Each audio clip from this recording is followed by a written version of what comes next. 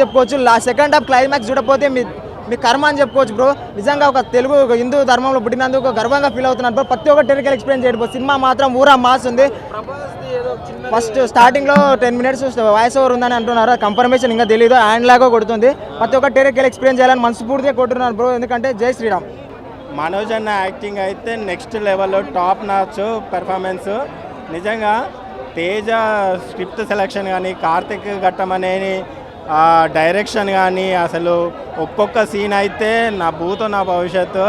హనుమాన్ తర్వాత మంచి solid block buster hit పడింది తేజకి.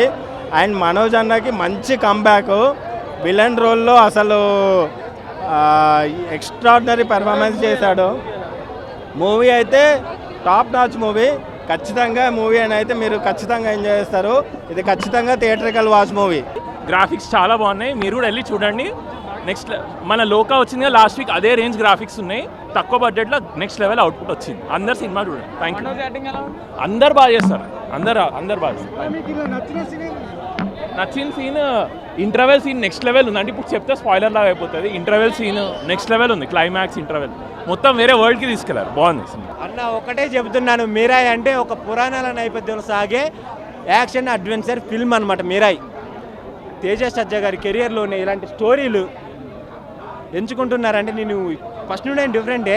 హనుమాన్ తర్వాత ఇంత మంచి స్టోరీ తీసుకున్నారంటే అది అసలు ఎవరండి ఎక్స్పెక్ట్ చేయరా తేజ సజ్జా అండి అని అనుకుంటారు. కాకపోతే ఈ సినిమాతోటి ఆయన పెద్ద ప్యాన్ ఇండియా స్టార్ మన ప్రభాస్, షారుఖ్ ఖాన్ వీళ్ళందరూ ఉన్నారు కదా, వాళ్ళ లిస్టులో చేరిపోతారని నేను అనుకుంటున్నాను. ఇలాగే ఎంచుకుంటే వాళ్ళని దాటిపోయే ఛాన్స్ కూడా ఉంది. ఇలాంటి స్క్రిప్ట్ ఎంచుకుంటే మెగాస్టార్ గారి చేతుల మీద పెరిగాడు, ఆయన బాటలో నడుస్తున్నాడు. ఇప్పుడు మాత్రం చెప్తున్నాడు, మంచి ఫ్యాన్స్ అందరూ కూడా మంచి ఫ్యాన్స్కి చెప్తున్నాను ఇంకో విషయం, మన మనోజ్ బ్లాక్ స్క్వాడ్ ఒకటే చెప్తున్నాను, ఆయన కొడుకు వచ్చాడని చెప్పండి. మంచు మనోజ్ గారి కొడుకు మంచు మోహన్ బాబు గారి కొడుకు వచ్చారని చెప్పండి.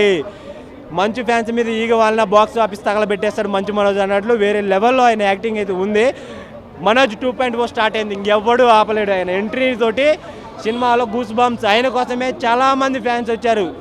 ఆంధ్ర తెలుగు రాష్ట్రాలే కాకుండా యావత్ భారతదేశంలో ఫ్యాన్స్ కూడా ఆయన కోసం, ఆయన ఎంట్రీ, ఆయన నెగిటివ్ షేట్ చూద్దాని వచ్చారు.